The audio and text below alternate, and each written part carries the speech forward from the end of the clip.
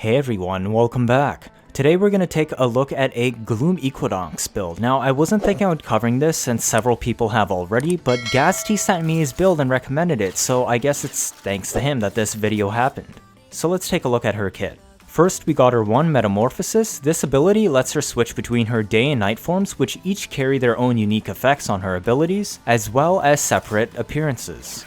Her 2, Rest and Rage, most famously used to sleep enemies for a Darrow. Her day form increases the damage vulnerability of her victims as well as their speed. This is done by her night form. In contrast, her day form increases enemies' vulnerability to damage as well as their movement speed. Her 3, Pacify and Provoke, works as a mini built-in Umbral Intensify in her day form. The night form instead reduces the incoming damage from enemies, scaling by radial distance. Her 4, Mend and Maim, is her ultimate that has several effects. In her day form, casting at once will let you start stockpiling damage that once upon uncasting will release it all as a slash burst. It also inflicts a DOT, but this is based on the skill's damage itself and not the damage stored. The night form is also a channeled ability that grants shields back on enemy kills while also storing damage into health that you grant to allies upon uncasting. Finally, her passive is a weak equilibrium effect that will carry over a 10% health to energy or energy to health conversion rate of their respective orbs. So based on that, I made a couple of decisions on how to infuse Gloom onto your kit while maintaining full functionality. I've chosen to give up Rest and Rage since this is the only ability on her kit that is not an active channel and thus would be very clunky if you're using both forms. Additionally, you don't really have much of a reason to sleep enemies during Steel Path or Endurance gameplay, and you don't really need the extra damage vulnerability when you already have slash ticks and melee primers. Therefore, this lets us keep the 1 on our kit so we can take full advantage of her day and night forms. Her day form's Provoke will be used as a mini Umbral Intensify, like I said, alongside Growing Power so that you can approach the Gloom slow cap without actually having to mod for it. This lets you save mod slots and go for range and efficiency instead, whereas her night form reduces incoming enemy damage. Now this is useful for short-term Steel Path missions, but isn't useful for Endurance Steel Path since at that point enemies will be able to one-shot your shields and health. Finally, for her ult, we will be able to maintain a nuke from her day form, however this does fall off as you go further into Endurance. We will be instead looking towards her night form, which grants shields on kill, effectively giving you infinite shield gating. So based on these principles, this is how I chose to build her frame to bring everything together. The first thing you'll probably notice is we're not running Brief Respite or Rolling Guard on the build, and this is because of the shield gating on our fur like I said, so we have Growing Power instead, as well as energy conversion so that we can max out the slow on her Gloom while being able to save mod slots and not having to run Transient Fortitude, which would actually give us a very problematic duration hit. Therefore, we are at minimum drain 1.88, which is 1/4 of the stated amount. Now how I spoke about Transient Fortitude, the reason why I don't want to use it is because 40% duration is the lowest you can go while still maintaining optimum drain calcs with 190% uncapped efficiency. One thing you may not know is channeled abilities actually use the uncapped efficiency for drain calculations, letting you go all the way down to 40% duration without any penalty. This is also important since we will be swapping into her night mode for the majority of the missions. And her Mend is also a channeled ability with its own active drain costs. Modding this way keeps the drain all the way down to 0.88, being nearly negligible on top of Gloom. Now the part of what makes this kit ubiquitous for both normal play, Steel Path play, and Endurance Steel Path play is her 4 Augment Energy Transfer. This lets you carry over the stacks dealt with her Mend while you're maintaining her shield gate into her Maim if you choose to switch back to her day form with Metamorphosis. Then this lets you unleash a massive AoE slash damage to one-shot enemies in a very large area. This is the same reason why I'm choosing to mod for so much strength, running both Stretch and Augur Reach. This lets us reach out to a 31.5 meters radius on her Maim, which is super important because it does have radial falloff. If you're playing in a squad, this will also help provide a bigger radius for that provoke strength aura to your teammates. Now if you really want to, you can choose to drop Prime Sure-Footed for Cunning Drift to get a little bit even more of extra range, as this will extend the amount of minimum fall off on her Maim, significantly improving its usability. Now as you can see, having an active drain on her 3, 4, and Gloom makes it very taxing on her energy reserves. This is why we chose to go for energy conversion like I said, and not transient fortitude, as if I do slot transient fortitude in, the overall drain on all her abilities is about 3 times higher, making it extremely hard to use. Even with this minimal drain, I still would strongly recommend slotting in Arcane Energize so that you don't have any issues, as the build will come out to somewhere between 3 to 4 energy burned per second. This also means we're going to slot on Primed Flow for a better management of your energy economy.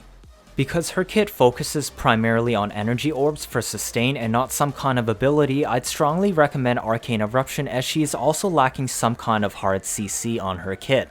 The stun from Arcane Eruption stacks multiplicatively with Gloom, significantly extending the knockdown period.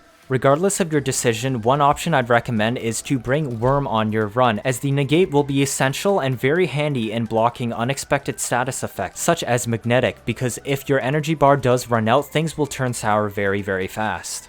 You also got your standard survivability mods, Primed Regen, as well as the Synth set, which is nice for holster reloading your new core. Then you got your staples like Primed Animal Instinct for enemy radar, as well as the mod Fired Up, which will be super handy for the primer weapon Verglass that we'll be slotting on our Worm. You also got your typical vacuum mod as well as assault mode so that it actually attacks. So let's take a look at Verglass. This is basically a copy paste of the Glaxon weapon onto your Sentinel. It's extremely strong in status focus as a beam, and I built it for viral and heat, which will essentially prime any enemy closest to you that you cannot immediately kill. We also got Prime Shred so that you have punch through in crowds, as well as the Bane mod. I was also lucky enough to get a Riven for this weapon, however it really isn't needed as a primer. Alternatively, you can choose to bring a Panzer Valpaphyla instead, which will be super handy for spreading AoE viral procs. This will also sustain and amplify the damage on your maim better in your day form, but this also means because you don't have negate, you will have to run Prime Sure-Footed in your Exilis, and Cutting Drift is no longer an option. So let's take a look at how this build plays out.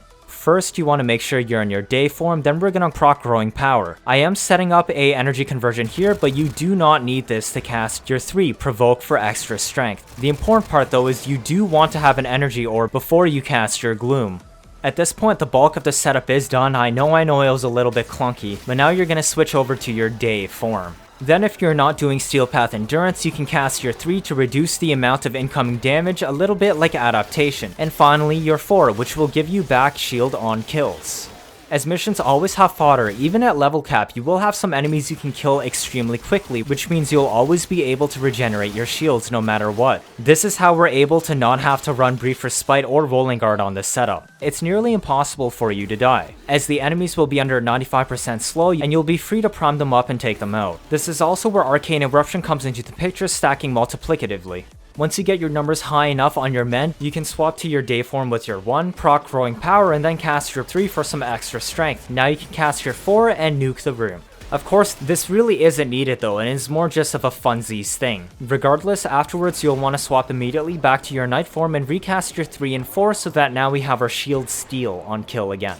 Now I do understand this kit that I've shown you is pretty complicated, alternating between her day and night kits, as well as using both parts of her mend and maim to give you shield steal as well as a nuke. However, the nuke does fall off an endurance run. So what if you don't want to use this and you'll just stick to your standard Brief Respite Rolling Guard build? Well, I do have a setup for you, which is pretty much a set and forget. This build should have Prime Flow, but my polarities are a little bit messed up. The efficiency has dropped down to 160 from 175, but what you need to realize is we're still above that 40% duration mark, and we're no longer channeling our 4, so that does cut down a lot on our energy expenses. Because we're not running the augment, this means we can run Prime Continuity, which means we can now slot on Transient Fortitude without worrying about the duration penalty. This also means you no longer have a conditional proc to set up your Gloom like energy conversion, as well as reaching 55% bonus instead of 50. I did choose to keep my Gloom on her 2 instead of her 1, some people have opted for that, but that's because I still want to be able to go onto her night form so that I can still leave her night form open as an option to maintain our shield steal if you so choose. Now once again, you can drop Prime Sure-Footed for Cutting Drift if you so choose, but I would only do that if I'm running a Worm and not anything else, even if it's a Panzer Valpaphyla.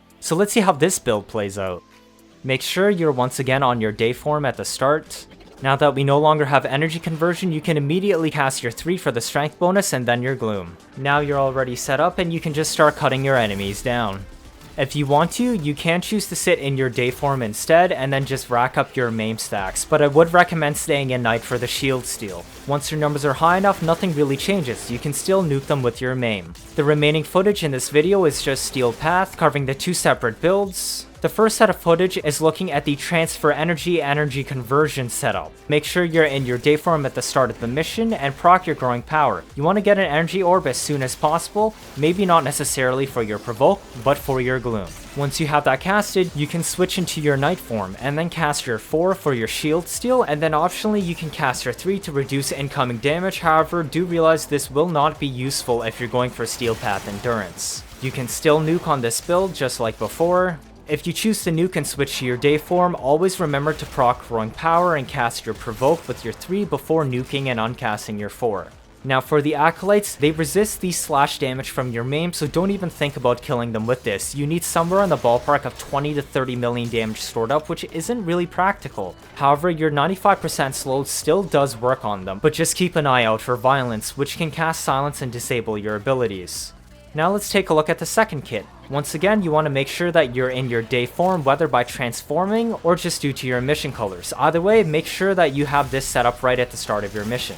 Because you don't have growing power, you can immediately cast your provoke on your 3 and then hop right into your 2. You'll notice my shield is already broken, and this is why I don't like using the second build, although using rolling guard is very reliable. The importance of Arcane Eruption cannot be understated. With this kind of kill rate, you will be proccing it very often, and Gloom will significantly extend their ragdoll as seen here.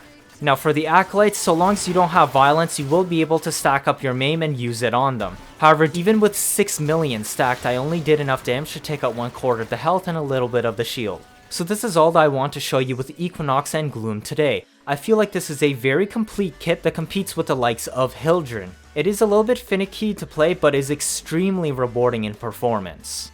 If this is your first time watching, feel free to leave a like, or better yet subscribe. Let me know your thoughts down in the comments. 75.8% of you are not subscribed. I'm trying my best to bring you out all the new information about Tempestarii as it comes out, as well as any interesting builds or tips, guides, and tricks just like these Helminth builds as you saw here. You don't want to miss out on any of that. That'll be it for this video. Thank you all for watching, and see you all next time.